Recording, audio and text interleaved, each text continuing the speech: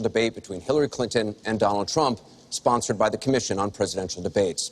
Tonight's debate is a town hall format, which gives voters a chance to directly ask the candidates questions.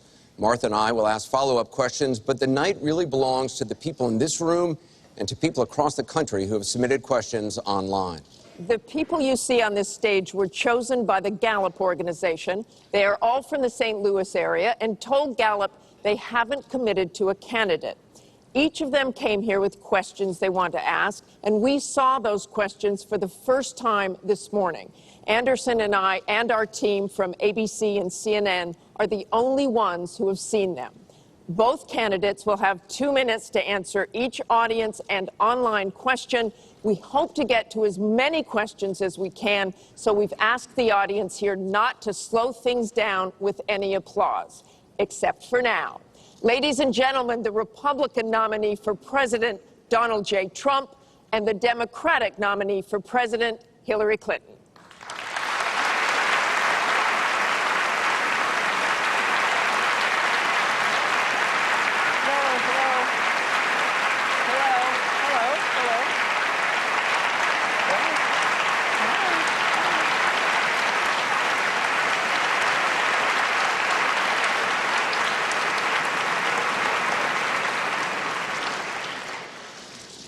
Thank you very much for being here. We're going to begin with a question from one of the members in our town hall.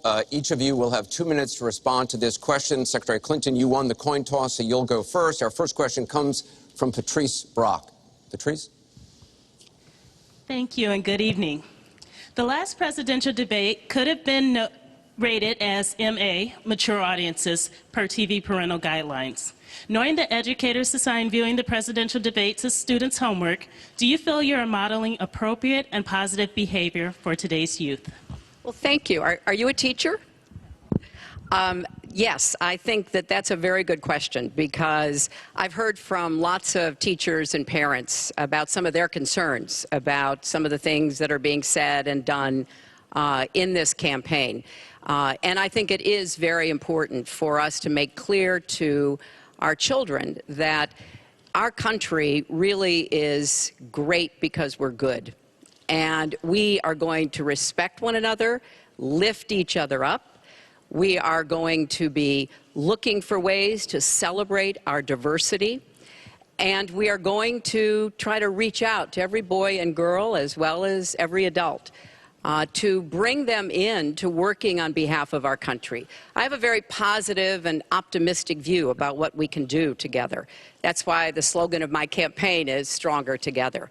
Because I think if we work together, if we overcome the divisiveness that sometimes sets Americans against one another, and instead we make some big goals, and I've set forth some big goals, getting the economy to work for everyone, not just those at the top, making sure that we have the best education system from preschool through college and making it affordable, and so much else. If we set those goals and we go together to try to achieve them, there's nothing, in my opinion, that America can't do.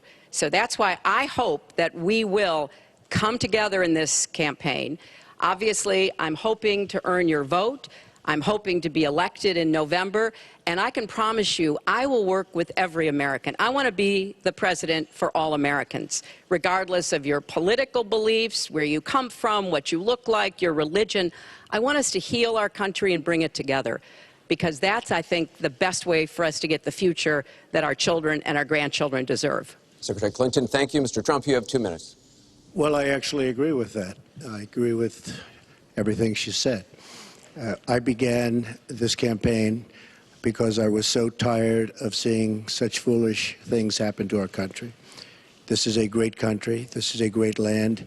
I've gotten to know the people of the country over the last year and a half that I've been doing this as a politician. I cannot believe I'm saying that about myself, but I guess I have been a politician. And my whole concept was to make America great again. When I watch the deals being made, when I watch what's happening with some horrible things like Obamacare, where your health insurance and health care is going up by numbers that are astronomical, 68%, 59%, 71%. when I look at the Iran deal and how bad a deal it is for us. It's a one-sided transaction where we're giving back $150 billion to a terrorist state, really the #1 terrorist state. We've made them a strong country from really a very weak country just 3 years ago. When I look at all of the things that I see and all of the potential that our country has, we have such tremendous potential, whether it's in business and trade, where we're doing so badly. Last year, we had an almost $800 billion trade deficit. In other words, trading with other countries, we had an $800 billion deficit. It's hard to believe. Inconceivable. You say, who's making these deals? We're going to make great trade deals. We're going to have a strong border. We're going to bring back law and order. Just today, a policeman was shot, 2 killed, and this is happening on a weekly basis. We have to bring back respect to law enforcement. At the same time, we have to take care of people on all sides. We need justice. But I want to do things that haven't been done, including fixing and making our inner cities better for the African-American citizens that are so great, and for the Latinos, Hispanics. And I look forward to doing it. It's called Make America Great Again. Thank you, Mr. Trump. The question from Patrice was about, are you both modeling positive and appropriate behaviors for today's youth? We received a lot of questions online, Mr. Trump, about the tape that was released on Friday. As you can imagine, you called what you said locker room banter. You described kissing women without consent, grabbing their genitals. That is sexual assault. You bragged that you have sexually assaulted women. Do you understand that? No, I didn't say that at all. I don't think you understood what was said. This was locker room talk. I'm not proud of it. I apologize to my family. I apologize to the American people. Certainly, I'm not proud of it. But this is locker room talk. You know, when we have a world where you have ISIS chopping off heads, where you have, and frankly, drowning people in steel cages, where you have wars and horrible, horrible sights all over, where you have so many bad things happening. This is like medieval times. We haven't seen anything like this, the carnage all over the world. And they look and they see. Can you imagine the people that are, frankly, doing so well against us with ISIS? And they look at our country and they see what's going on. Yes, I'm very embarrassed by it. I hate it. But it's locker room talk, and it's one of those things. I will knock the hell out of ISIS. We're going to defeat ISIS. ISIS happened a number of years ago in a vacuum that was left because of bad judgment. And I will tell you, I will take care of ISIS. So, Mr. And Trump, we should get on to much more important things and much bigger things. Just for the record, though, are you saying that what you said on that bus 11 years ago, that you did not actually kiss women without consent or grope women without consent? I have great respect for women. Nobody has more respect for women than I do.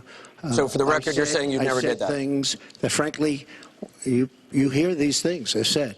And I was embarrassed by it, but I have tremendous respect for women. Have you ever done those women things? Have respect for me. And I will tell you, no, I have not. And I will tell you that I'm going to make our country safe. We're going to have borders in our country, which we don't have now. People are pouring into our country, and they're coming in from the Middle East and other places.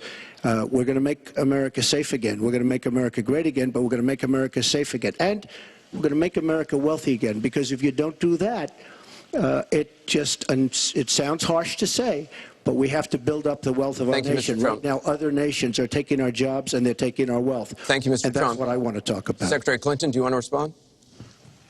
Well, like everyone else, I've spent a lot of time thinking over the last 48 hours about what we heard and saw. You know, with prior Republican nominees for president, I disagreed with them on politics, policies, principles, but I never questioned their fitness to serve. Donald Trump is different. I said starting back in June that he was not fit to be president and commander-in-chief. And many Republicans and independents have said the same thing. What we all saw and heard on Friday was Donald talking about women, what he thinks about women, what he does to women, and he has said that the video doesn't represent who he is, but I think it's clear to anyone who heard it that it represents exactly who he is, because we've seen this throughout the campaign. We have seen him insult women. We've seen him rate women on their appearance, ranking them from 1 to 10. We've seen him embarrass women on TV and on Twitter. We saw him after the first debate spend nearly a week denigrating a former Miss Universe in the harshest, most personal terms. So, yes, this is who Donald Trump is. But it's not only women, and it's not only this video that raises questions about his fitness to be our president, because he has also targeted immigrants, African Americans, Latinos, people with disabilities, POWs, Muslims, and so many others. So this is who Donald Trump is. And the question for us, the question our country must answer, is that this is not who we are. That's why, to go back to your question, I want to send a message, we all should, to every boy and girl, and indeed to the entire world, that America already is great, but we are great because we are good. And we will respect one another, and we will work with one another, and we will celebrate our diversity. These are very important values to me, because this is the America that I know and love. And I can pledge to you tonight that this is the America that I will serve if I'm so fortunate enough to become your president. And we want to get to some questions Well, am I from allowed to online. respond to that? I assume I am. Yes, you can respond to that. It's just words, folks. It's just words. Those words, I've been hearing them for many years. I heard them when they were running for the Senate in New York, where Hillary was going to bring back jobs to upstate New York, and she failed.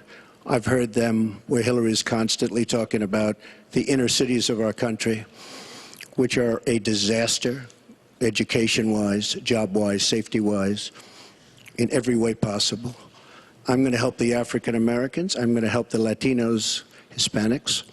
I am going to help the inner cities. She's done a terrible job for the African Americans. She wants their vote, and she does nothing, and then she comes back 4 years later. We saw that firsthand when she was a United States Senator. She campaigned where the primary part of her campaign. I want to get to audience questions and online questions. So she's allowed to do that, but I'm not allowed to respond. You're going to get to Sounds fair. respond right now. That sounds fair. This tape is generating intense interest. In just 48 hours, it's become the single most talked about story of the entire 2016 election on Facebook, with millions and millions of people discussing it on the social network.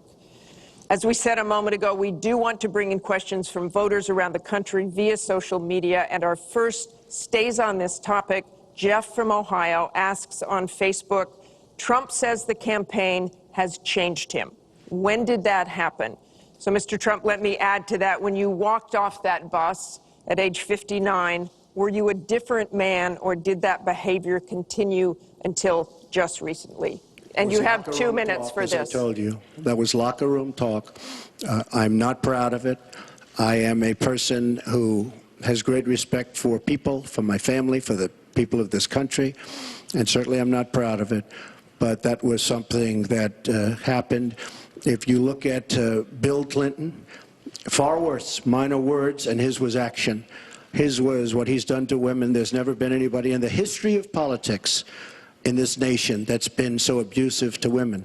So you can say any way you want to say it, but Bill Clinton was abusive to women. Hillary Clinton attacked those same women and attacked them viciously. 4 of them here tonight. One of the women, who is a wonderful woman, at 12 years old, was raped at 12. Her client, she represented, got him off, and she's seen laughing on 2 separate occasions, laughing at the girl who was raped. Kathy Shelton, that young woman, is here with us tonight. So don't tell me about words. I apologize for those words. But it is things that people say. But what President Clinton did, he was impeached. He lost his license to practice law. He had to pay an $850,000 fine to one of the women, Paula Jones, who's also here tonight. And I will tell you that when Hillary brings up a point like that, and she talks about words that I said 11 years ago. I think it's disgraceful, and I think she should be ashamed of herself, if you want to know the truth. Can we please hold the applause? Secretary Clinton, you have 2 minutes. Well, first, let me start by saying that so much of what he's just said is not right, but he gets to run his campaign any way he chooses. He gets to decide what he wants to talk about. Instead of answering people's questions, talking about our agenda, laying out the plans that we have that we think can make a better life and a better country, that's his choice. When I hear something like that, I am reminded of what my friend Michelle Obama advised us all. When they go low, you go high. And look, if this were just about one video, maybe what he's saying tonight would be understandable. But everyone can draw their own conclusions at this point about whether or not the man in the video or the man on the stage respects women. But he never apologizes for anything to anyone. He never apologized to Mr. and Mrs. Khan, the Gold Star family, whose son, Captain Khan, died in the line of duty in Iraq, and Donald insulted and attacked them for weeks over their religion. He never apologized to the distinguished federal judge who was born in Indiana. But Donald said he couldn't be trusted to be a judge because his parents were, quote, Mexican. He never apologized to the reporter that he mimicked and mocked on national television, and our children were watching. And he never apologized for the racist lie that President Obama was not born in the United States of America. He owes the president an apology, he owes our country an apology, and he needs to take responsibility for his actions and his words. Well, you owe the president an apology because, as you know very well, your campaign, Sidney Blumenthal, he's another real winner that you have, and he's the one that got this started along with your campaign manager, and they were on television just 2 weeks ago, she was saying exactly that. So you really owe him an apology. You're the one that sent the pictures around your campaign, sent the pictures around with President Obama in a certain garb. That was long before I was ever involved, so you actually owe an apology. And number two, Michelle Obama. I've gotten to see the commercials that they did on you. And I've gotten to see some of the most vicious commercials I've ever seen of Michelle Obama talking about you, Hillary. So you talk about friend, go back and take a look at those commercials. A race where you lost, fair and square, unlike the Bernie Sanders race where you won, but not fair and square, in my opinion. And all you have to do is take a look at WikiLeaks and just see what they said about Bernie Sanders and see what Deborah Wasserman Schultz had in mind, because Bernie Sanders, between superdelegates and Deborah Wasserman Schultz, he never had a chance. And I was so surprised to see him sign on with the devil. But when you talk about apology, I think the one that you should really be apologizing for, and the thing that you should be apologizing for, are the 33,000 emails that you deleted and that you acid washed. And then the 2 boxes of emails and other things last week that were taken from an office and are now missing. And I'll tell you what, I didn't think I'd say this, but I'm going to say it. And I hate to say it, but if I win, I am going to instruct my Attorney General to get a special prosecutor to look into your situation, because there has never been so many lies, so much deception. There has never been anything like it. And we're going to have a special prosecutor. When I speak, I go out and speak. The people of this country are furious. In my opinion, the people that have been long-term workers at the FBI are furious. There has never been anything like this, where emails and you get a subpoena, and after getting the subpoena, you delete 33,000 emails. And then you acid wash them, or bleach them, as you would say, a very expensive process. So we're going to get a special prosecutor, and we're going to look into it, because you know what?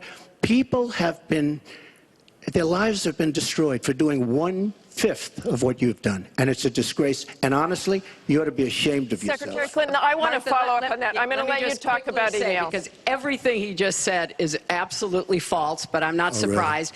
In the first debate, And we in the really, first the debate, audience needs to calm down here. I told people that it would be impossible to be fact-checking Donald all the time. I'd never get to talk about anything I want to do and how we're going to really make lives better for people. So, once again, go to HillaryClinton.com. We have literally Trump. You can fact-check him in real time. Last time at the first debate, we had millions of people fact-checking, so I expect we'll have millions more fact-checking because, you know, it's just awfully good that someone with the temperament of Donald Trump is not in charge of the law in our country. Yeah, because you'd be in jail. Secretary Clinton.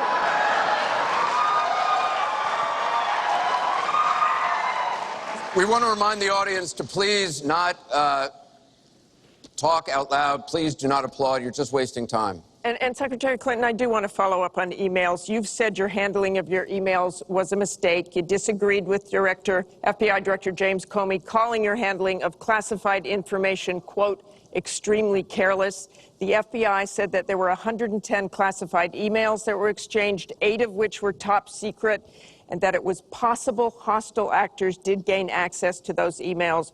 You don't call that extremely careless? Well, Martha, first let me say, and I've said it before, but I'll repeat it because I want everyone to hear it, that was a mistake, and I take responsibility for using a personal email account. Obviously, if I were to do it over again, I would not. I'm not making any excuses. It was a mistake, and I am very sorry about that. But I think it's also important to point out where there are some misleading accusations from critics and others. After a year-long investigation, there is no evidence that anyone hacked the server I was using, and there is no evidence that anyone can point to at all, anyone who says otherwise has no basis, that any classified material ended up in the wrong hands. I take classified materials very seriously, and always have. When I was on the Senate Armed Services Committee, I was privy to a lot of classified material. Obviously, as Secretary of State, I had some of the most important secrets that we possess, such as going after bin Laden. So I am very committed to taking classified information seriously, and as I said, there is no evidence that any classified information ended up in the wrong hands. Okay, we're going to move on. And yet, she didn't know the letter C on a document, right? She didn't even know what that letter meant. You know, it's amazing. I'm watching Hillary go over facts, and she's going after fact, and she's lying again because she said what she did with emails was fine. You think it was fine to delete 33,000 emails? I don't think so. She said the 33,000 emails had to do with her daughter's wedding, number one, and a yoga class. Well, maybe we'll give 3 or 4 or 5 or something. 33,000 emails deleted. And now she's saying there wasn't anything wrong. And more importantly, that was after getting a subpoena. That wasn't before. That was after. She got it from the United States Congress. And I'll be honest, I am so disappointed in congressmen, including Republicans, for allowing this to happen. Our Justice Department, where her husband goes onto the back of an airplane for 39 minutes, talks to the Attorney General days before a ruling is going to be made on her case. But for you to say that there was nothing wrong with you deleting 39,000 emails, again, you should be ashamed of yourself. What you did, and this is after getting a subpoena from the United States Congress. We have to move on. Secretary Clinton, you can respond, and then we got to move on. We want to give the audience a chance you'd be put here. in jail, let alone after getting a subpoena from the United States Secretary Congress. Clinton, you can respond, then we have to move on to an audience question. Look, it's just not true, and so please go you didn't delete them? Allow her to respond, please. Personal emails, not Oh, official. 33,000? Well, we turned over 35,000, so Oh, yeah. it was. What about the other 15,000? Please allow her to respond. She didn't talk while you talked. Yes, that's true. I didn't. And you I have didn't nothing in to the say. first debate, and I'm going to try not to in this debate because I'd like to get to the questions that the people have brought here tonight to talk to us about. And get off this question. Okay, Donald, I know you're into big diversion tonight, anything to avoid talking about your campaign and the way it's exploding and the way Republicans are leaving you. But let's let's at see what least happens focus Allow her to on some of respond. the Let's see what issues happens. that people care about tonight. Let's get to their questions. We have a question here from Ken Karpowitz. He has a question about health care. Ken? I'd like to know, Anderson, why aren't you bringing up the emails? I'd like to know. Why aren't you We getting brought up to the bottom? emails. No, it hasn't. It hasn't. And it hasn't been finished at all. Ken Karpowitz has a question. It's nice to 1-on-3. Thank you. Affordable Care Act, known as Obamacare, it is not affordable. Premiums have gone up, deductibles have gone up, co-pays have gone up, prescriptions have gone up, and the coverage has gone down. What will you do to bring the costs down and make coverage better? That first one goes to Secretary Thank Clinton you. because you started out the last one to the audience. If he wants to start, he can start. This- No, go ahead, Donald. No, I'm a gentleman, Hillary. Go ahead. Secretary Clinton? Well, I think Donald was about to say he's going to solve it by repealing it and getting rid of the Affordable Care Act. And I'm going to fix it because I agree with you. Premiums have gotten too high, co-pays, deductibles, prescription drug costs, and I've laid out a series of actions that we can take to try to get those costs down. But here's what I don't want people to forget when we're talking about reining in the costs, which has to be the highest priority of the next president. When the Affordable Care Act passed, it wasn't just that 20 million people got insurance who didn't have it before, but that in and of itself was a good thing. I meet these people all the time, and they tell me what a difference having that insurance meant to them and their families. But everybody else, the 170 million of us who get health insurance through our employers, got big benefits. Number one, insurance companies can't deny you coverage because of a pre-existing condition. Number two, no lifetime limits, which is a big deal if you have serious health problems. Number three, women can't be charged more than men for our health insurance, which is the way it used to be before the Affordable Care Act. Number four, if you're under 26 and your parents have a policy, you can be on that policy until the age of 26, something that didn't happen before. So I want very much to save what works and is good about the Affordable Care Act. But we've got to get costs down. We've got to provide some additional help to small businesses so that they can afford to provide health insurance. But if we repeal it, as Donald has proposed, and start over again, all of those benefits I just mentioned are lost to everybody, not just people who get their health insurance on the exchange. And then we would have to start all over again. Right now, we are at 90% health insurance coverage. That's the highest we've ever been in our country. Secretary Clinton, so I your time's want us up. to get to 100%, but get costs down and keep quality up. Mr. Trump, you have 2 minutes. It is such a great question, and it's maybe the question I get almost more than anything else outside of defense.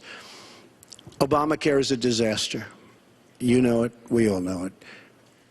It's going up at numbers that nobody's ever seen worldwide. Nobody's ever seen numbers like this for health care. It's only getting worse. In 17, it implodes by itself. Their method of fixing it is to go back and ask Congress for more money, more and more money. And we have right now almost $20 trillion in debt. Obamacare will never work. It's very bad health insurance, far too expensive. And not only expensive for the person that has it, unbelievably expensive for our country. It's going to be one of the biggest line items very shortly. We have to repeal it and replace it with something absolutely much less expensive and something that works, where your plan can actually be tailored. We have to get rid of the lines around the state, artificial lines, where we stop insurance companies from coming in and competing because they wanted, President Obama and whoever was working on it, they want to leave those lines because that gives the insurance companies essentially monopolies. We want competition. You will have the finest health care plan there is. She wants to go to a single-payer plan, which would be a disaster, somewhat similar to Canada. And if you ever notice, the Canadians, when they need a big operation, when something happens, they come into the United States in many cases because their system is so slow. It's It's catastrophic in certain ways. But she wants to go to single payer, which means the government basically rules everything. Hillary Clinton has been after this for years. Obamacare was the first step. Obamacare is a total disaster. And not only are your rates going up by numbers that nobody's ever believed, but your deductibles are going up. So that unless you get hit by a truck, you're never going to be able to use it. Mr. Trump, it is a disastrous plan, and it has to be repealed and replaced. Secretary Clinton, let me follow up with you. Your husband called Obamacare, quote, the craziest thing in the world, saying that small business owners are getting killed as premiums double, coverage is cut in half. Was he mistaken, or was his mistake simply telling the truth? No, I mean, he clarified what he meant, and it's very clear. Look, we are in a situation in our country where if we were to start all over again, we might come up with a different system. But we have an employer-based system. That's where the vast majority of people get their health care. And the Affordable Care Act was meant to try to fill the gap between people who were too poor and couldn't put together any resources to afford health care, namely people on Medicaid. Obviously, Medicare, which is a single-payer system, which takes care of our elderly and does a great job doing it, by the way. And then all the people who were employed, but people who were working but didn't have the money to afford insurance and didn't have anybody, an employer or anybody else, to help them. That was the slot that the Obamacare approach was to take. And like I say, 20 million people now have health insurance. So if we just rip it up and throw it away, what Donald's not telling you is we just turn it back to the insurance companies the way it used to be. And that means the insurance companies get to do pretty much whatever they want, including saying, look, I'm sorry, you've got diabetes, you had cancer, your child has asthma. Your time is up. You may not be able to have insurance because you can't afford it. So let's fix what's broken about it, but let's not throw it away and give it all back to the insurance companies and the drug companies. Let me follow up with you, Mr. That's not going to work. Mr. Trump, let me follow up on this. Just one thing. First of all, Hillary, everything's broken about it, everything. Number two, Bernie Sanders said that Hillary Clinton has very bad judgment. This is a perfect example of it, trying to save Obamacare, which is... You've said you want to end Obamacare. You've said you want to end Obamacare. You've also said you want to make coverage accessible for people with pre-existing conditions. How do you force insurance companies to do that if you're no longer mandating that every American get insurance? You're going to have plans. What does that mean? Well, I'll tell you what it means. You're going to have plans that are so good because we're going to have so much competition in the insurance industry once we break out the lines and allow the competition to come. Are you going to have a mandate that Americans have to have health insurance? President Obama, by keeping those lines, the boundary lines around each state, and it was almost gone until just very toward the end of the passage of Obamacare, which, by the way, was a fraud. You know that, because Jonathan Gruber, the architect of Obamacare, he said it was a great lie. It was a big lie. President Obama said you keep your doctor, you keep your plan. The whole thing was a fraud, and it doesn't work. But when we get rid of those lines, you will have competition, and we will be able to keep pre-existing. We'll also be able to help people that don't have money, because we are going to have people protected. And Republicans feel this way, believe it or not, and strongly this way. We're going to block grant into the states. We're going to block grant into Medicaid into the states so that we will be able to take care of people without the necessary funds to take care of themselves. Thank you, Mr. Trump. We now go to Gurba Hamid with a question for both candidates. Hi. There are 3.3 million Muslims in the United States, and I'm one of them. You've mentioned working with Muslim nations, but with Islamophobia on the rise, how will you help people like me deal with the consequences of being labeled as a threat to the country after the election is over? Mr. Trump, you're first. Well, you're right about Islamophobia, and that's a shame. But one thing we have to do is we have to make sure that, because there is a problem. I mean, whether we like it or not, and we can be very politically correct, but whether we like it or not, there is a problem. And we have to be sure that Muslims come in and report when they see something going on. When they see hatred going on, they have to report it. As an example, in San Bernardino, many people saw the bombs all over the apartment of the two people that killed 14 and wounded many, many people. Horribly wounded. They'll never be the same. Muslims have to report the problems when they see them. And, you know, there's always a reason for everything. If they don't do that, it's a very difficult situation for our country. Because you look at Orlando, and you look at San Bernardino, and you look at the World Trade Center, go outside, you look at Paris, look at that horrible, these are radical Islamic terrorists. And she won't even mention the word, and nor will President Obama. He won't use the term radical Islamic terrorism. Now, to solve a problem, you have to be able to state what the problem is, or at least say the name. She won't say the name, and President Obama won't say the name, but the name is there. It's radical Islamic terror. And before you solve it, you have to say the name. Secretary Clinton. Well, thank you for asking your question. And I've heard this question from a lot of Muslim Americans across our country.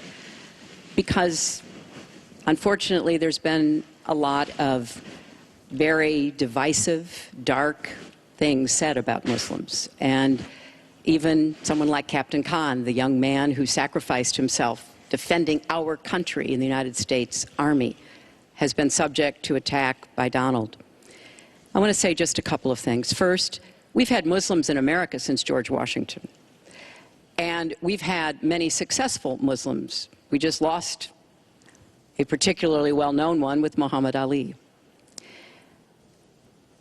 My vision of America is an America where everyone has a place. If you're willing to work hard, you do your part, you contribute to the community. That's what America is. That's what we want America to be for our children and our grandchildren. It's also very short-sighted and even dangerous to be engaging in the kind of demagogic rhetoric that Donald has about Muslims. We need American Muslims to be part of our eyes and ears on our front lines. I've worked with a lot of different Muslim groups around America. I've met with a lot of them, and I've heard how important it is for them to feel that they are wanted and included and part of our country, part of our homeland security, and that's what I want to see. It's also important, I intend to defeat ISIS, to do so in a coalition with majority Muslim nations. Right now, a lot of those nations are hearing what Donald says and wondering, why should we cooperate with the Americans? And this is a gift to ISIS and the terrorists. Violent jihadist terrorists. We are not at war with Islam. And it is a mistake, and it plays into the hands of the terrorists to act as though we are. So I want a country where citizens like you and your family are just as welcome as anyone else. Thank you, Secretary Clinton. Mr. Trump, in December, you said this. Donald J. Trump is calling for a total and complete shutdown of Muslims entering the United States until our country's representatives can figure out what the hell is going on. We have no choice. We have no choice. Your running mate said this week that the Muslim ban is no longer your position. Is that correct? And if it is, was it a mistake to have a religious test? First of all, Captain Khan is an American hero. And if I were president at that time, he would be alive today. Because unlike her, who voted for the war without knowing what she was doing, I would not have had our people in Iraq. Iraq was a disaster. So he would have been alive today. The Muslim ban is something that in some form has morphed into an extreme vetting from certain areas of the world. Hillary Clinton wants to allow And why did it morph into that? No, did you? No, answer the question. Why do don't you still believe? Her? You I interrupt do. me all the time. Why don't you Would you interrupt her? please explain whether or not the Muslim ban still stands? It's called extreme vetting. We are going to areas like Syria where they're coming in by the tens of thousands because of Barack Obama, and Hillary Clinton wants to allow a 550% increase over Obama. People are coming into our country like we have no idea who they are, where they're from, what their feelings about our country is, and she wants 550% more. This is going to be the great Trojan horse of all time. We have enough problems in this country. I believe in building safe zones. I believe in having other people pay for them. As an example, the Gulf states who are not carrying their weight, but they have nothing but money, and take care of people. But I don't want to have, with all the problems this country has and all of the problems that you see going on, hundreds of thousands of people coming in from Syria when we know nothing about them, we know nothing about their values, and we know nothing about their love for our country. And Secretary Clinton, let me ask you about that, because you have asked for an increase from 10 to 65,000 Syrian refugees.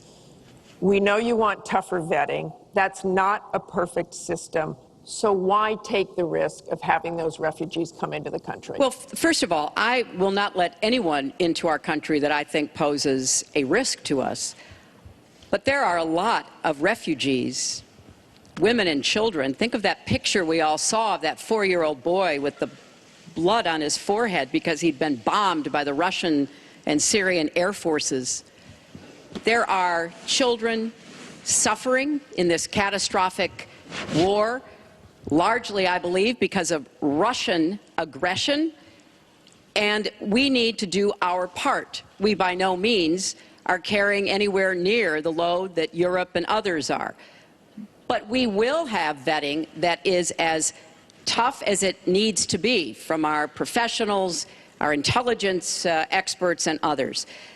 But it is important for us as a policy, not to say, as Donald has said, we're going to ban people based on a religion. How do you do that? We are a country founded on religious freedom and liberty.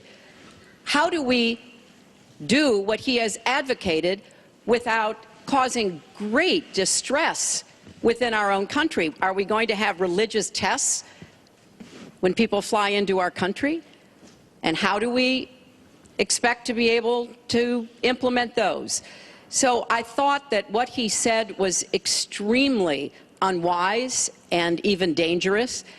And indeed, you can look at the propaganda on a lot of the terrorist sites, and what Donald Trump says about Muslims is used to recruit fighters because they want to create a war between us.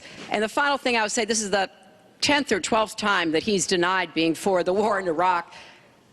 We have it on tape. The entire press corps has looked at it. It's been debunked, but it never stops him from saying whatever he wants to say. Has not been debunked. So please Has not been debunked. And go to HillaryClinton.com and you can see it. I was against the war in Iraq. Has not been debunked. And you voted for it, and you shouldn't have. Well, I just want to There's been lots of fact-checking on that. I'd like to move on to an online question. She just went about 25 seconds over her time. Could I just respond to this, please? Very quickly, please. Country Clinton, in terms of having people come into our country, we have many criminal illegal aliens. When we want to send them back to their country says we don't want them. In some cases, they're murderers, drug lords, drug problems, and they don't want them. And Hillary Clinton, when she was Secretary of State, said, that's okay, we can't force it into their country. Let me tell you, I'm going to force them right back into their country. They're murderers and some very bad people. And I will tell you very strongly, when Bernie Sanders said she had bad judgment, she has really bad judgment, because we are letting people into this country that are going to cause problems and crime like you've never seen. We're also letting drugs pour through our southern border at a record clip, and it shouldn't be allowed to happen. ICE just endorsed me. They've never endorsed a presidential candidate. The Border Patrol agents, 16,500, just recently endorsed me. And they endorsed me because I understand the border. She doesn't. She wants amnesty for everybody. Come right in, come right over. It's a horrible thing she's doing. She's got bad judgment, and honestly, so bad that she should never be president of the United States. That I can tell you. Thank you, Mr. Trump. I want to move on. This next question comes from the public through the Bipartisan Open Debate Coalition's online forum, where Americans submitted questions that generated millions of votes. This question involves WikiLeaks' release of purported excerpts of Secretary Clinton's paid speeches, which she has refused to release, and one line in particular in which you, Secretary Clinton, purportedly say you need both a public and private position on certain issues. So, two from Virginia asks, is it okay for politicians to be two-faced? Is it acceptable for a politician to have a private stance on issues? Secretary Clinton, well, your 2 minutes. Right. As I recall, that was something I said about Abraham Lincoln after having seen the wonderful Steven Spielberg movie called Lincoln. It was a master class watching President Lincoln get the Congress to approve the 13th Amendment. It was principled and it was strategic.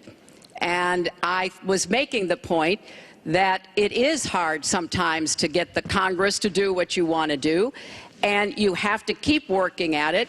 And yes, President Lincoln was trying to convince some people. He used some arguments. Convincing other people, he used other arguments. That was a great, I thought, a great display of presidential leadership. But, you know, let's talk about what's really going on here, Martha, because our intelligence community just came out and said in the last few days that the Kremlin, meaning Putin and the Russian government, are directing the attacks, the hacking on American accounts to influence our election. And WikiLeaks is part of that, as are other sites where the Russians hack information. We don't even know if it's accurate information, and then they put it out. We have never in the history of our country been in a situation where an adversary, a foreign power, is working so hard to influence the outcome of the election. And believe me, they're not doing it to get me elected. They're doing it to try to influence the election for Donald Trump. Now, maybe because he has praised Putin, maybe because he says he agrees with a lot of what Putin wants to do, maybe because he wants to do business in Moscow. I don't know the reasons. But we deserve answers. And we should demand that Donald release all of his tax returns so that people can see what are the entanglements and the financial relationships we're going to get to that later. He has Secretary with Clinton, Russians and you're out other of time. foreign powers. Well, I think I should Mr. respond Trump. because it's so ridiculous. Look, now she's blaming, she got caught in a total lie. Her papers went out to all her friends at the banks, Goldman Sachs and everybody else, and she said things, WikiLeaks, that just came out. And she lied. Now she's blaming the lie on the late, great Abraham Lincoln. That's one that I haven't. Okay, Honest Abe. Honest Abe never lied. That's the good thing. That's the big difference between Abraham Lincoln and you. That's a big, big difference. We're talking about some difference. But as far as other elements of what she was saying, I don't know, Putin. I think it would be great if we got along with Russia because we could fight ISIS together, as an example, but I don't know Putin.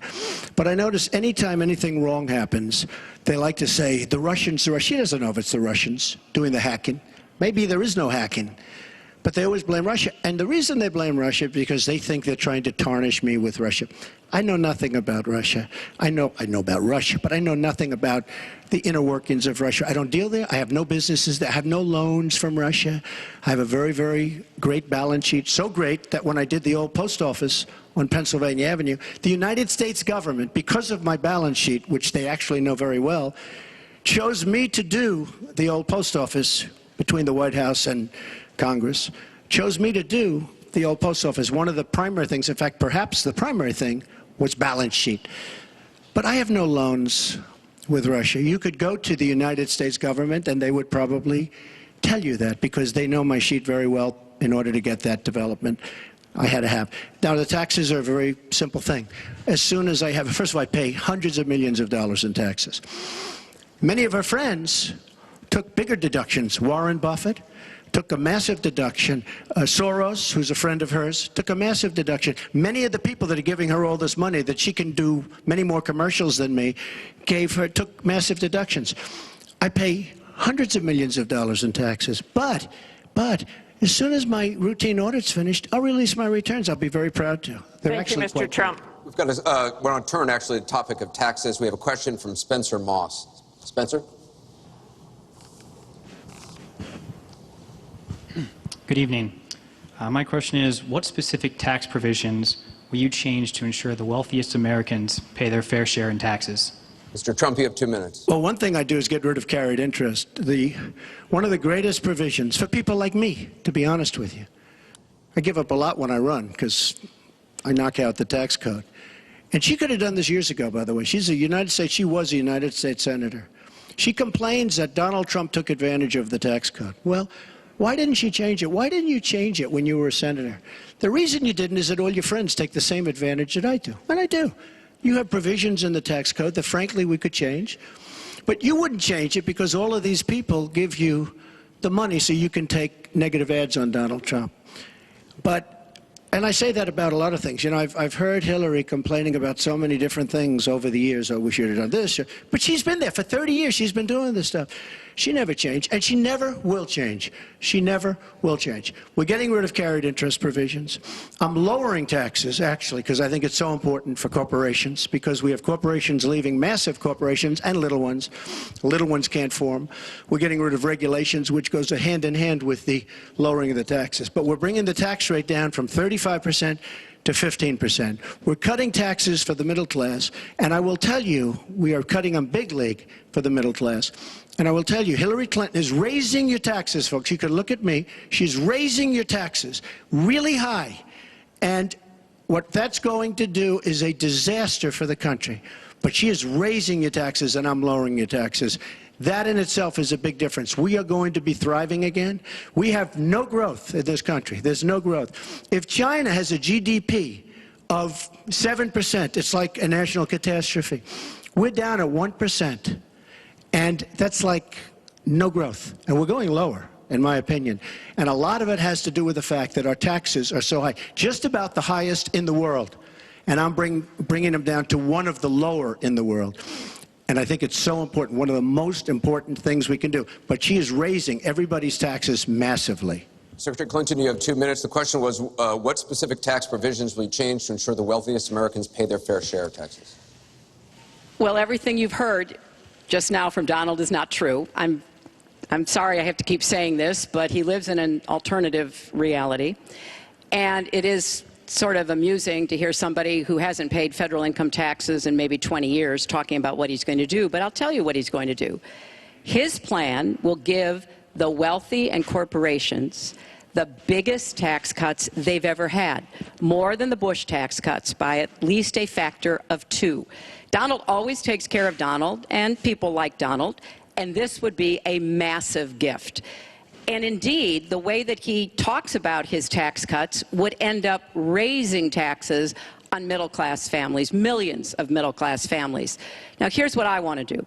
I have said nobody who makes less than $250,000 a year, and that's the vast majority of Americans, as you know, will have their taxes raised, because I think we've got to go where the money is, and the money is with people who've taken advantage of every single break in the tax code. And yes, when I was a senator, I did vote to close corporate loopholes. I voted to close, I think, one of the loopholes he took advantage of when he claimed $1 billion loss that enabled him to avoid paying taxes. I want to have a tax on people who are making $1 million. It's called the Buffett rule. Yes, Warren Buffett is the one who's gone out and said somebody like him should not be paying a lower tax rate than his secretary. I want to have a surcharge on incomes above $5 million. We have to make up for lost times, because I want to invest in you. I want to invest in hardworking families. And I think it's been unfortunate, but it's happened, that since the Great Recession, the gains have all gone to the top. And we need to reverse that. People like Donald, who paid 0 in taxes, 0 for our vets, 0 for our military, 0 for health and education. That is wrong. And we're going to make sure that nobody, no corporation and no individual, can get away without paying his fair share to support our country. Mr. Trump, I want to give you the chance to respond. I just want to tell our viewers what she's referring to. In the last month, taxes were the #1 issue on Facebook for the first time in the campaign.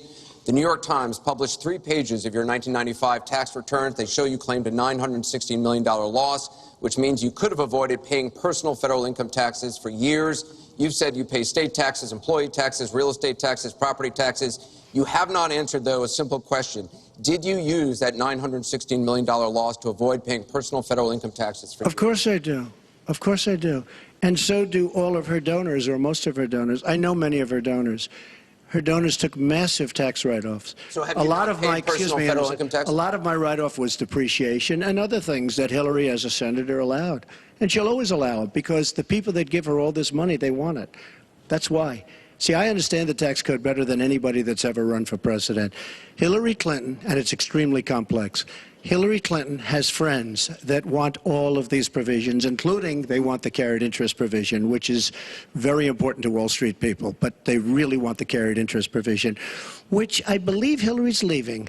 It's very interesting why she's leaving carried interest. But I will tell you that, number one, I pay tremendous numbers of taxes.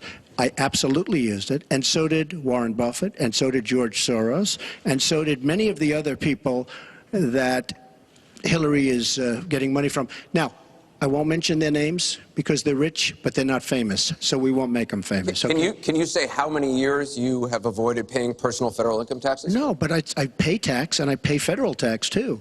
But I have a write-off. A lot of it's depreciation, which is a wonderful charge. I love depreciation.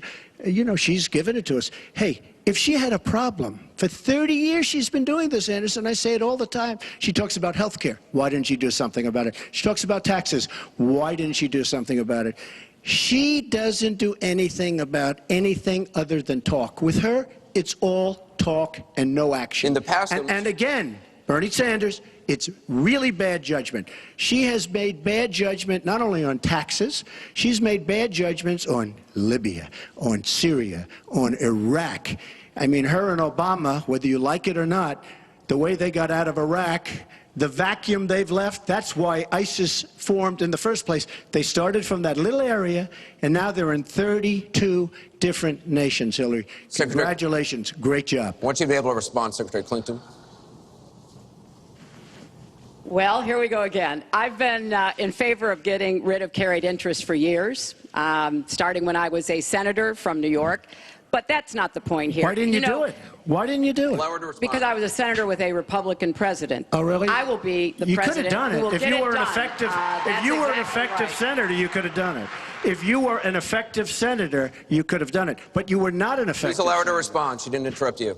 You know, under our Constitution, presidents have something called veto power. Look, he has now said repeatedly, 30 years this and 30 years that. So let me talk about my 30 years in public service. I'm very glad to do so. 8 million kids every year have health insurance because when I was First Lady, I worked with Democrats and Republicans to create the Children's Health Insurance Program. Hundreds of thousands of kids now have a chance to be adopted because I worked to change our adoption and foster care system. After 9/11, I went to work with Republican mayor, governor, and president to rebuild New York and to get health care for our first responders who were suffering because they had run toward danger and gotten sickened by it. Hundreds of thousands of National Guard and Reserve members have health care because of work that I did. And children have safer medicines because I was able to pass a law that required the dosing to be more carefully done. When I was Secretary of State, I went around the world advocating for our country, but also advocating for women's rights, to make sure that women had a decent chance to have a better life, and negotiated a treaty with Russia to lower nuclear weapons. 400 pieces of legislation have my name on it as a sponsor or co-sponsor when I was a senator for 8 years. I worked very hard and was very proud to be reelected in New York by an even bigger margin than I had been elected the first time. And as president, I will take that work, that bipartisan work, that finding common ground, because you have to be able to get along with people to get things done in Washington. Thank you, Secretary. And I've proven that I can. And for 30 years, I've produced results for people. Thank you, Secretary. We're going to move on to Syria. Both of you have mentioned that. She said a lot of things. I think we should we can, be allowed no, to maybe Mr. Trump, we're going to go on. This is about the audience. Disaster as a Mr. Trump, we're going to move on. The heartbreaking video of a 5-year-old Syrian boy named Amran sitting in an ambulance after being pulled from the rubble after an airstrike in Aleppo focused the world's attention on the horrors of the war in Syria, with 136 million views on Facebook alone. But there are much worse images coming out of Aleppo every day now, where in the past few weeks alone, 400 people have been killed, at least 100 of them children. Just days ago, the State Department called for a war crimes investigation of the Syrian regime of Bashar al-Assad and its ally, Russia, for their bombardment of Aleppo. So this next question comes from social media through Facebook. Diane from Pennsylvania asks, if you were president, what would you do about Syria and the humanitarian crisis in Aleppo? Isn't it a lot like the Holocaust when the U.S. waited too long before we helped? Secretary Clinton, we will begin with your 2 minutes. Well, the situation in Syria is catastrophic.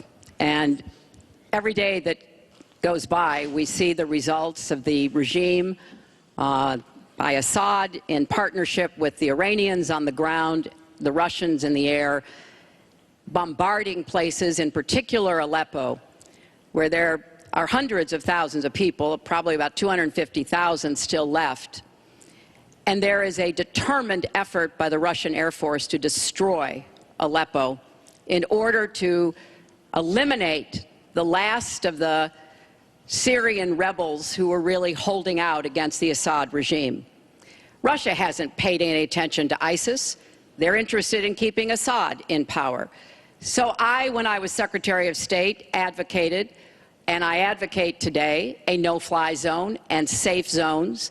We need some leverage with the Russians because they're not going to come to the negotiating table for a diplomatic resolution unless there is some leverage over them. And we have to work more closely with our partners and allies on the ground. But I want to emphasize that what is at stake here is the ambitions and the aggressiveness of Russia. Russia has decided that it's all in Syria, and they've also decided who they want to see become president of the United States, too, and it's not me. I've stood up to Russia. I've taken on Putin and others, and I would do that as president. I think wherever we can cooperate with Russia, that's fine, and I did as Secretary of State. That's how we got a treaty reducing nuclear weapons. It's how we got the sanctions on Iran that put a lid on the Iranian nuclear program without firing a single shot. So I would go to the negotiating table with more leverage than we have now.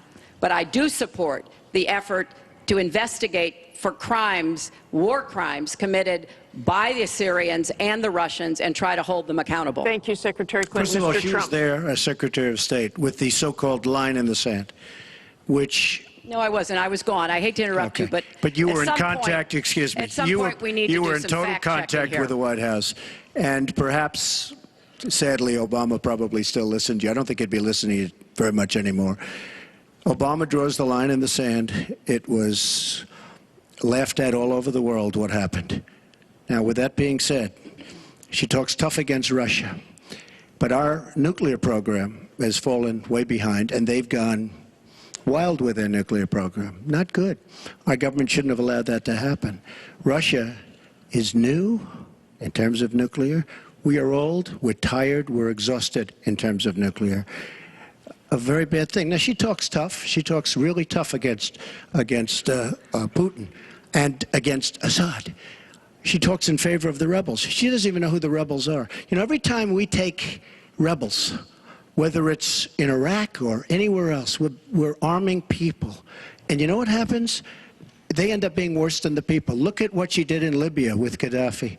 Gaddafi's out. It's a mess. And by the way, ISIS has a good chunk of their oil. I'm sure you probably have heard that. It was a disaster. Because the fact is, almost everything she's done in foreign policy has been a mistake, and it's been a disaster.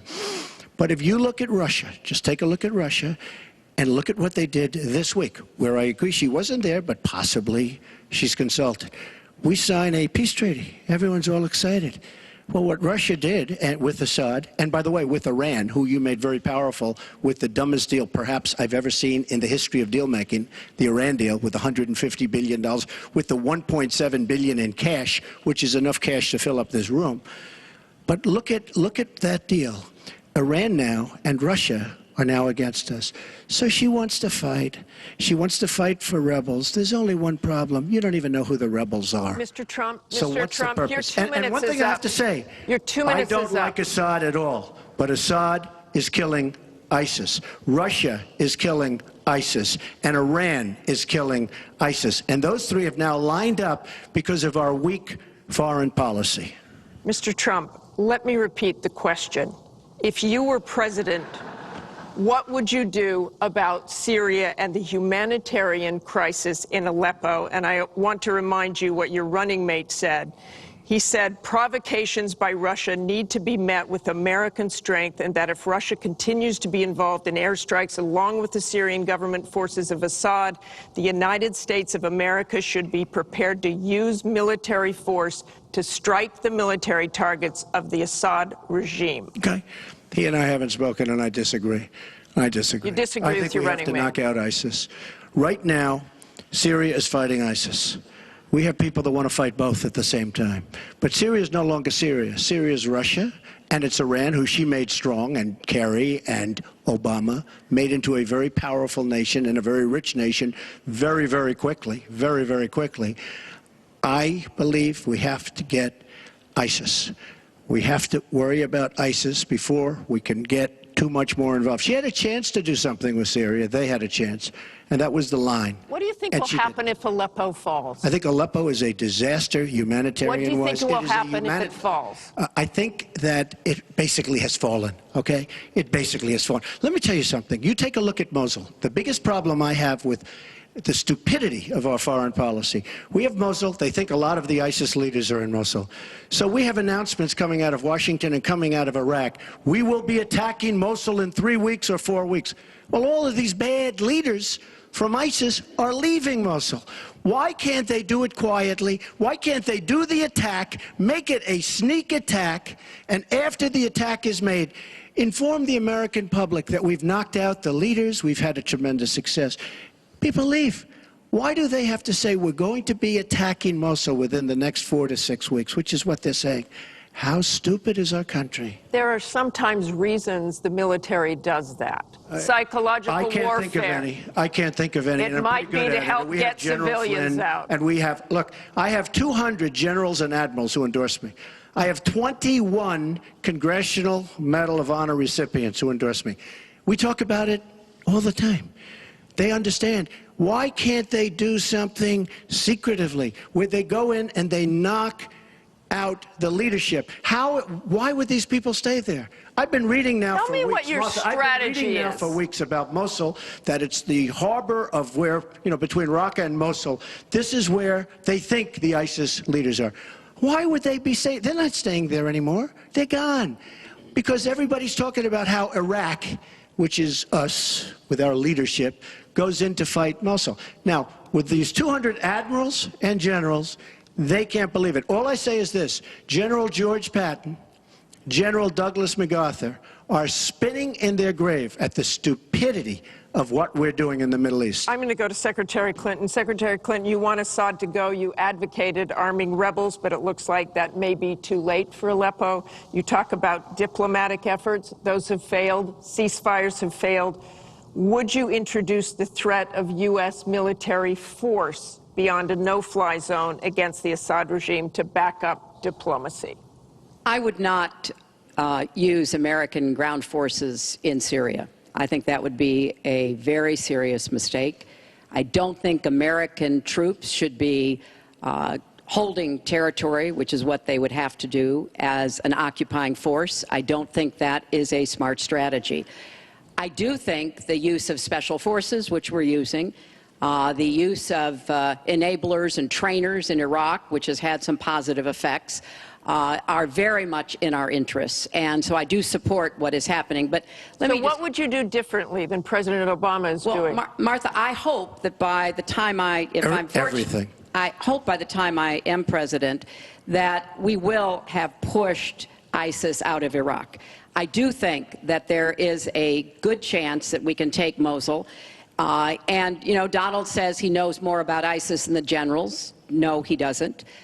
There are a lot of very important planning going on, and some of it is to signal to the Sunnis in the area, as well as Kurdish Peshmerga fighters, that we all need to be in this, and that takes a lot of planning and preparation.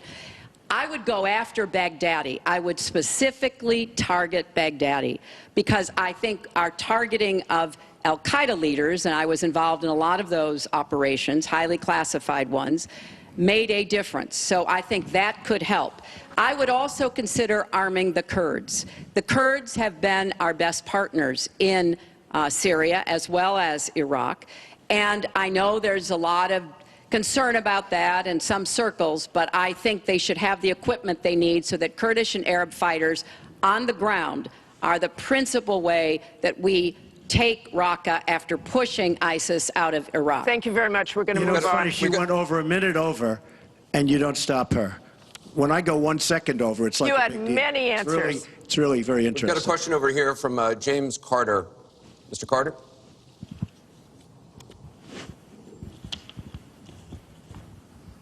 My question is, do you believe you can be a devoted president to all the people in the United States? That question begins for Mr. Trump. Absolutely. I mean, she calls our people deplorable, a large group, and irredeemable. I will be a president for all of our people, and I'll be a president that will turn our inner cities around and will give strength to people and will give economics to people and will bring jobs back, because NAFTA, signed by her husband, is perhaps the greatest disaster trade deal in the history of the world, not in this country. It stripped us of manufacturing jobs. We lost our jobs. We lost our money. We lost our plants. It is a disaster. And now she wants to sign TPP, even though she says now she's for it. She called it the gold standard. And by the way, at the last debate, she lied, because it turned out that she did say the gold standard, and she said she didn't say it. They actually said that she lied, okay? And she lied, but she's lied about a lot of things. I would be a president for all of the people, African Americans, the inner cities. Devastating what's happening to our inner cities. She's been talking about it for years. As usual, she talks about it, nothing happens. She doesn't get it done. Same with the Latino Americans, the Hispanic Americans, the same exact thing. They talk, they don't get it done. You go into the inner cities and you see it's 45% poverty. African Americans now, 45% poverty in the inner cities. The education is a disaster. Jobs are essentially non-existent. I mean, it's, you know, and I've been saying at big speeches where I have 20 and 30,000 people, what do you have to lose? It can't get any worse. And she's been talking about the inner cities for 25 years. Nothing's going to ever happen. Let me tell you, if she's president of the United States, nothing's going to happen. It's just going to be talk. And all of her friends, the taxes we were talking about, and I would just get it by osmosis. She's not doing any me favors. But by doing all the others favors, she's doing me favors. Mr. Trump, thank you. But I will tell you, she's all talk. It doesn't get done. All you have to do is take a look at her Senate run. Take a look at upstate New York. Your 2 minutes is up. Secretary It Clinton, turned out 2 to be a minutes. disaster. You have 2 minutes, Secretary Clinton. Well, 67% of the people voted to re-elect me when I ran for my second term, and I was very proud and very humbled by that. Mr. Carter, I have tried my entire life to do what I can to support children and families. You know, right out of law school, I went to work for the Children's Defense Fund, and Donald talks a lot about, you know, the 30 years I've been in public service. I'm proud of that. You know, I started off as a young lawyer working against discrimination against African American children in schools and in the criminal justice system. I worked to make sure that kids with disabilities could get a public education, something that I care very much about. I have worked with Latinos. One of my first jobs in politics was down in South Texas, registering Latino citizens to be able to vote. So I have a deep devotion, to use your absolutely correct word, to making sure that every American feels like he or she has a place in our country. And I think when you look at the letters that I get, a lot of people are worried that maybe they wouldn't have a place in Donald Trump's America. They write me, and one woman wrote me about her son, Felix. She adopted him from Ethiopia when he was a toddler. He's 10 years old now. This is the only country he's ever known. And he listens to Donald on TV, and he said to his mother one day, will he send me back to Ethiopia if he gets elected? You know, children listen to what is being said, to go back to the very, very first question. And there's a lot of fear. In fact, teachers and parents are calling it the Trump effect. Bullying is up. A lot of people are feeling, uneasy. A lot of kids are expressing their concerns. So first and foremost, I will do everything I can to reach out to everybody, Secretary Democrats, Clinton. Republicans, independents, people across our country. If you don't vote for me, I still want to be your president. Your I 2 want to minutes be is the up. best president I can be for every American. Secretary Clinton, your 2 minutes is up. I want to follow up on something that Donald Trump actually said to you, a comment you made last month. You said that half of Donald Trump's supporters are, quote, deplorables, racist, sexist, homophobic, xenophobic, Islamophobic. You later said you regretted saying half. You didn't express regret for using the term deplorables. To Mr. Carter's question, how can you unite a country if you've written off tens of millions of Americans? Well, within hours, I said that I was sorry about the way I talked about that, because my argument is not with his supporters, it's with him and with the hateful and divisive campaign that he has run, and the inciting of violence at his rallies, and the very brutal kinds of comments about not just women, but all Americans, all kinds of Americans. And what he has said about African Americans and Latinos, about Muslims, about POWs, about immigrants, about people with disabilities, he's never apologized for. And so I do think that a lot of the tone and tenor that he has said, I'm proud of the campaign that Bernie Sanders and I ran. We ran a campaign based on issues, not insults, and he is supporting me 100%. Thank you. Because we talked about what we wanted to do. We might have had some differences, and we had a lot of debates. Thank you, Secretary. But we believed that we could make the country better, and I was proud of I'm that. going to give you a minute, 20 seconds. We have a divided nation. We have a very divided nation. You look at Charlotte, you look at Baltimore, you look at the violence that's taking place in the inner cities, Chicago. You take a look at Washington, D.C. We have an increase in murder within our cities, the biggest in 45 years. We have a divided nation because people like her, and believe me, she has tremendous hate in her heart. And when she said deplorables, she meant it. And when she said irredeemable, they're irredeemable. You didn't mention that. But when she said they're irredeemable, to me, that might have been even worse. She said some of them are irredeemable. She's got tremendous hatred. And this country cannot take another 4 years of Barack Obama, and that's what you're getting with her. Mr. Trump, let me follow up with you. In 2008, you wrote in one of your books that the most important characteristic of a good leader is discipline. You said if a leader doesn't have it, quote, he or she won't be one for very long. In the days after the first debate, you sent out a series of tweets from 3 a.m. to 5 a.m., including one that told people to check out a sex tape. Is that the discipline of a good leader? No, it wasn't check out a sex tape. It was just take a look at the person that she built up to be this wonderful Girl Scout, who was no Girl Scout. You mentioned By the way, sex just so tape. you understand, when she said 3 o'clock in the morning, take a look at Benghazi. She said, who's going to answer the call at 3 o'clock in the morning? Guess what? She didn't answer because when Ambassador Stevens... The question is that the discipline of a good leader? 600 times. Well, she said she was awake at 3 o'clock in the morning. And she also sent a tweet out at 3 o'clock in the morning, but I won't even mention that. But she said she'll be awake. Who's the famous thing? We're going to answer our call at 3 o'clock in the morning. Guess what happened? Ambassador Stevens sent 600 requests for help.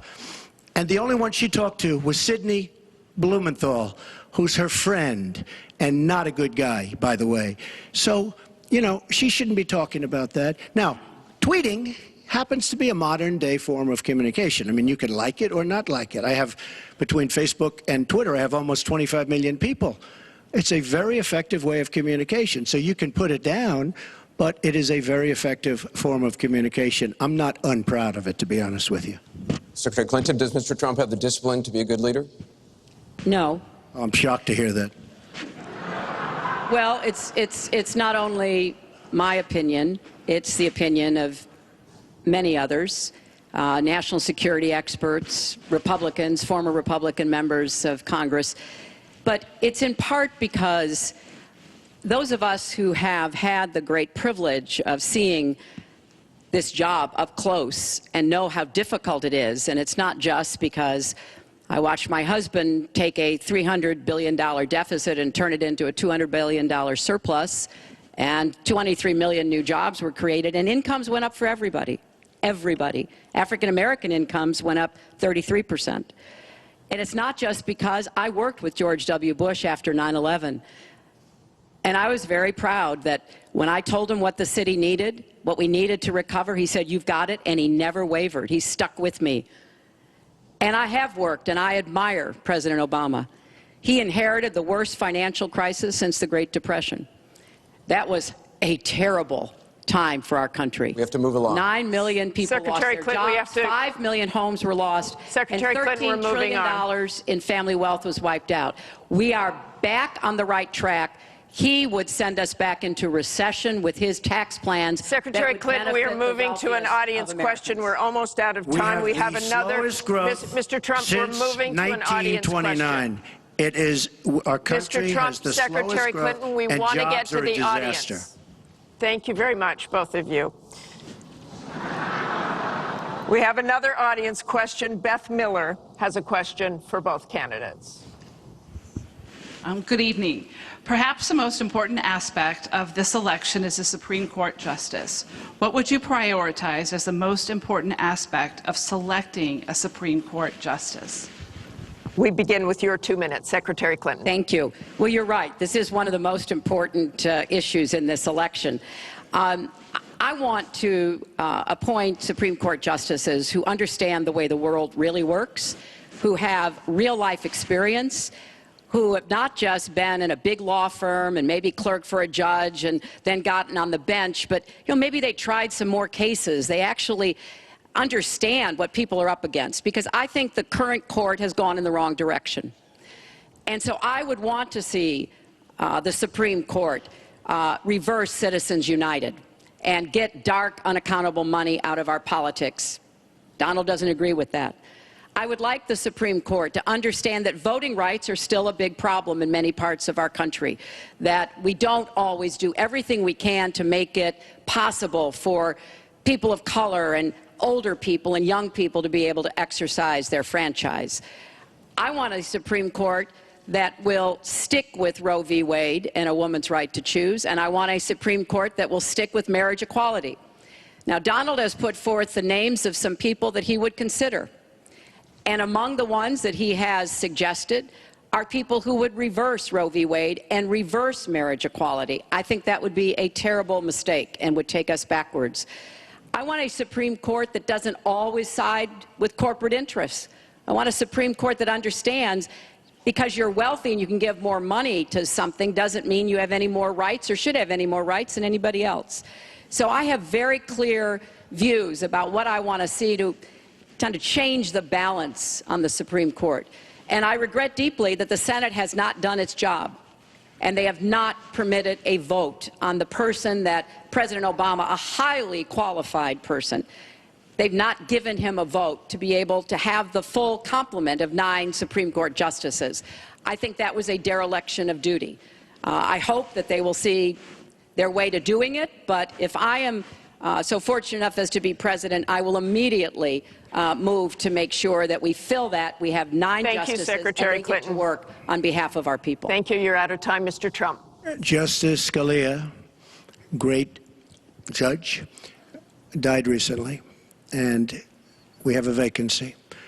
I am looking to appoint judges very much in the mold of Justice Scalia.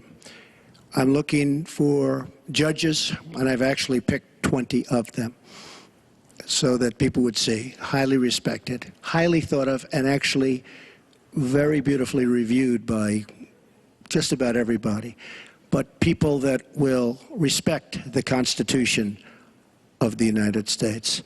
And I think that this is so important. Also, the Second Amendment, which is totally under siege by people like Hillary Clinton. They'll respect the Second Amendment and what it stands for, what it represents. So important to me. Now, Hillary mentioned something about contributions, just so you understand. So I will have, in my race, more than $100 million put in of my money, meaning I'm not taking all of this big money from all of these different corporations like she's doing. What I ask is this. So I'm putting in more than, by the time it's finished, I'll have more than $100 million invested. Pretty much self-funding mine. We're raising money for the Republican Party, and we're doing tremendously on the small donation, $61 average or so. I asked Hillary, why doesn't she made $250 million by being in office. She used the power of her office to make a lot of money. Why isn't she funding, not for $100 million, but why don't you put 10 or 20 or 25 or $30 million into your own campaign? It's $30 million less for special interests that will tell you exactly what to do. And it would really, I think, be a nice sign to the American public. Why aren't you putting some money in? You have a lot of it. You've made a lot of it because of the fact that you've been in office. You made a lot of it while you were Secretary of State, actually. So why aren't you putting money into your own campaign? I'm just curious.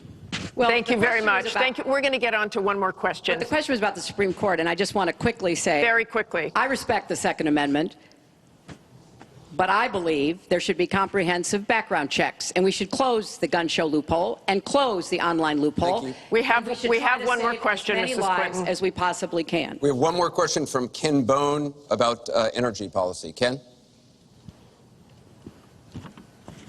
What steps will your energy policy take to meet our energy needs, while at the same time remaining environmentally friendly and minimizing job loss for fossil power plant workers? Mr. Trump, 2 minutes. Absolutely. I think it's such a great question because energy is under siege by the Obama administration, under absolute siege.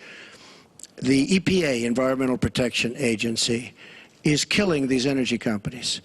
And foreign companies are now coming in, buying so many of our different plants, and then rejiggering the plant so that they can take care of their oil. We are killing, absolutely killing, our energy business in this country. Now, I'm all for alternative forms of energy, including wind, including solar, etc. But we need much more than wind and solar. And you look at our miners. Hillary Clinton wants to put all the miners out of business. There is a thing called clean coal. Coal will last for 1,000 years in this country. Now we have natural gas and so many other things because of technology. We have unbelievable, we have found over the last 7 years, we have found tremendous wealth right under our feet. So good, especially when you have 20 trillion in debt. I will bring our energy companies back. They'll be able to compete. They'll make money. They'll pay off our national debt. They'll pay off our tremendous budget deficits, which are tremendous. But we are putting our energy companies out of business. We have to bring back our workers. You take a look at what's happening to steel and the cost of steel, and China dumping vast amounts of steel all over the United States, which essentially is killing our steel workers and our steel companies. We have to guard our energy companies. We have to make it possible. The EPA is so restrictive that they are putting our energy companies out of business. And all you have to do is go to a great place like West Virginia or places like Ohio, which is phenomenal, or places like Pennsylvania, and you see what they're doing to the people, miners and others in the energy business. It's a disgrace. Your time is up. Thank you, It's sir. an absolute disgrace. And actually- What's happening to Secretary energy. Clinton, 2 minutes.